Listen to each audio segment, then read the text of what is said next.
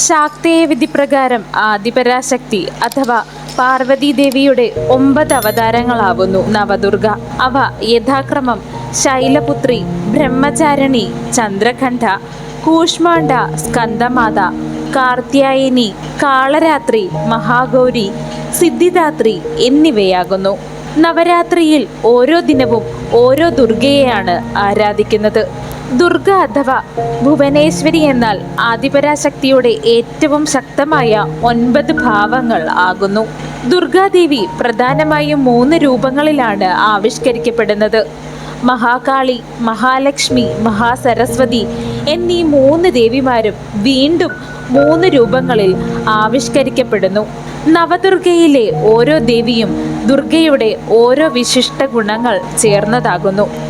വിശേഷ ഗുണത്തിനനുസരിച്ച് ഭഗവതിയുടെ ആടയുടെ അതായത് വസ്ത്രത്തിന്റെ നിറവും വ്യത്യസ്തപ്പെട്ടിരിക്കും. നവരാത്രിയുടെ 1-ാം ദിനം ആചരിക്കപ്പെടുന്ന ദേവിയാകുന്നു ശൈലപുത്രി.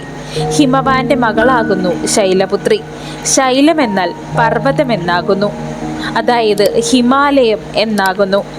അനന്തമായ പ്രകൃതി കൂടിയാണ് ദേവി. സതി, ഭവാനി, പാർവതി, ഹേമവതി അതായത് ഹിമവാന്റെ പുത്രി ഹേമവതി എന്നീ നാമങ്ങളിൽ ശൈലപുത്രി എന്ന ദേവി അറിയപ്പെടുന്നു. ദക്ഷ പ്രജാപതിയുടെ മകളായി സതീദേവിയായി ആദ്യം ഭഗവതി അവതരിച്ചു. സതി എന്നാൽ സാത്വിക ഭാവം ഉണർത്തുന്നവൾ എന്നാകുന്നു. ദക്ഷയാഗഭൂമിയിൽ വെച്ച് ശിവൻ നിന്ന് ശ്രവിക്കാൻ വയ്യാതെ സതീദേവി അഗ്നിയിൽ ആത്മത്യാഗം ചെയ്തു. പർവ്വതരാജനായ ഹിമവാന്റെ പുത്രിയായി പിന്നീട് ദേവി പിറന്നു. പർവ്വതരാജന്റെ അതായത് ഹിമവാന്റെ മകളായതിനാൽ തന്നെ പാർവതി എന്നും ഹേമവതി എന്നും ദേവിക്ക് നാമങ്ങൾ ഉണ്ടായി. നവരാത്രിയിലെ ആദ്യത്തെ ദിവസം ആരാധിച്ചു വരുന്ന ഈ ദേവി ബ്രഹ്മ, വിഷ്ണു, മഹേശ്വരന്മാരുടെ ശക്തികൾ ചേർന്ന മൂർത്തിഭാവം ആകുന്നു. കാളയാകുന്നു ദേവിയുടെ വാഹനം. ഒരു കൈയിൽ ശൂലവും മറുകൈയിൽ താമരയും ദേവി വഹിക്കുന്നു. നവരാത്രിയുടെ 2-ാമത്തെ ദിവസം ആചരിക്കുന്ന ദേവിയാകുന്നു ബ്രഹ്മചാരിണി. ബ്രഹ്മചര്യം പാലിക്കുന്നവൾ എന്നാകുന്നു ബ്രഹ്മചാരിണി എന്ന വാക്കിന് അർത്ഥം. ബ്രഹ്മം എന്നാൽ തപമെന്നും അർത്ഥമുണ്ടാകുന്നു. ആയതിനാൽ തന്നെ തപസ്സനുഷ്ഠിക്കുന്നവളാകുന്നു ബ്രഹ്മചാരിണി. ഹിമവാന്റെ പുത്രിയായി ജനിച്ച ദേവി ശിവഭഗവാന്റെ പത്നിയായി മാറുവാൻ നാരദമുനിയുടെ നിർദ്ദേശപ്രകാരം തപസ് അനുഷ്ഠിക്കുകയുണ്ടായി. കഠിനമായ തപസ് അനുഷ്ഠിച്ചതിനാൽ തന്നെ ദേവിക്ക് ബ്രഹ്മചാരിണി എന്ന നാമം ലഭിച്ചു. ശുഭ്രവസ്ത്രധാരിണിയായി അതായത് വെള്ളവസ്ത്രം ധരിച്ചുകൊണ്ട് സന്യാസിനിയുടെ രൂപത്തിലുള്ള ബ്രഹ്മചാരിണി മാത കമണ്ഡലവും രുദ്രാക്ഷവും കൈകളിൽ ഏന്തുന്നു. നവരാത്രിയുടെ 3-ാമത്തെ ദിവസം പൂജിക്കുന്ന ദേവീഭാവമാകുന്നു ചന്ദ്രഘണ്ഠ. മനഃശാന്തി, ജീവിതാഭിവൃദ്ധി എന്നിവയ്ക്കായി ചന്ദ്രഘണ്ഠമാതയെ ആദരിക്കുന്നു. നെറ്റിയിലൊരു ചന്ദ്രക്കല ഉള്ളതിനാൽ തന്നെ ചന്ദ്രഘണ്ഠ എന്ന നാമം ദേവിക്ക് സിദ്ധിച്ചു. ശത്രുക്കളോട് മത്സരിക്കാൻ ശൗര്യവും ശക്തിയും ദേവി പ്രദാനം ചെയ്യുന്നു. സിംഹവാഹിനിയായ ദേവിക്ക് 10 കൈകൾ ഉണ്ടാകുന്നു. ഓരോ കൈകളിലും പത്മം, ധനുഷ്, ബാണം, കമണ്ഡലു, ഖഡ്ഗം, ഗദ, ശൂലം എന്നീ ആയുധങ്ങൾ വഹിക്കുന്നു. നവരാത്രിയുടെ 4-ാം ദിവസം പൂജിക്കുന്ന ദേവിയാകുന്നു കൂഷ്മാണ്ഡ. കു, ഉഷ്മം, അണ്ഡം എന്നീ 3 പദങ്ങൾ കൂടിച്ചേർന്നതാണ് കൂഷ്മാണ്ഡ എന്ന നാമം ഉത്ഭവിക്കുവാൻ കാരണമായത്. കു എന്നാൽ കുറവിനെയും ഉഷ്മം എന്നാൽ താപത്തെയും സൂചിപ്പിക്കുന്നു. ജഗതിശ്രയമായ അണ്ഡത്തെയാകുന്നു 3-ാമത്തെ പദം കൊണ്ട് സൂചിപ്പിക്കുന്നത്. നവരാത്രിയുടെ 5-ാം നാൾ ആദരിക്കുന്ന ദേവിയാകുന്നു സ്കന്ദമാത. പേര് സൂചിപ്പിക്കുന്നത് പോലെ തന്നെ കുമരനാകുന്ന കാർത്തികേയന്റെ മാതാവായതുകൊണ്ട് സ്കന്ദമാത എന്ന നാമത്തിൽ അറിയപ്പെടുന്നു. കഠിനാധ്വാനം ചെയ്യുവാനുള്ള മനസ്സും ശക്തിയും അതിൻ്റെ ഫലവും സ്കന്ദമാതാദേവി പ്രദാനം ചെയ്യുന്നു.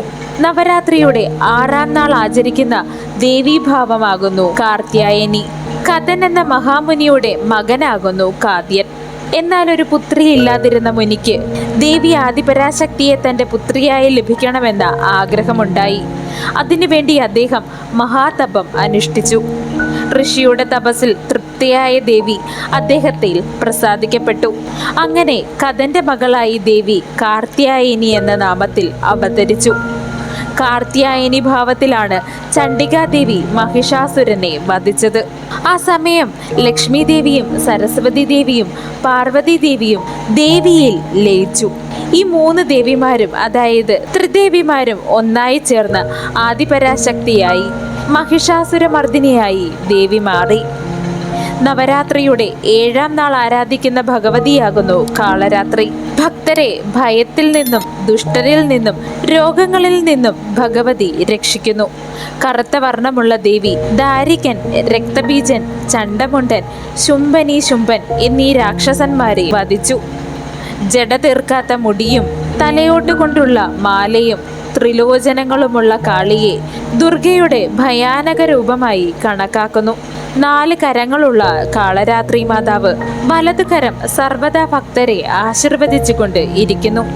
കാളരാത്രി മാതാവ് ഭക്തരെ എല്ലാവിധ ഭയത്തിൽ നിന്നും ആപത്തുകളിൽ നിന്നും രക്ഷിക്കുന്നു. ഭഗവതിയുടെ വാഹനം ഗർദഭം അഥവാ കഴുത ആകുന്നു. കരുണയോടെ എല്ലായ്പ്പോഴും ഭക്തരെ സംരക്ഷിക്കുന്നതിനാൽ തന്നെ ദേവിയെ കരുണാദേവി എന്നും ശുഭകാരിണി എന്നും ഭക്തർ വിളിക്കുന്നു.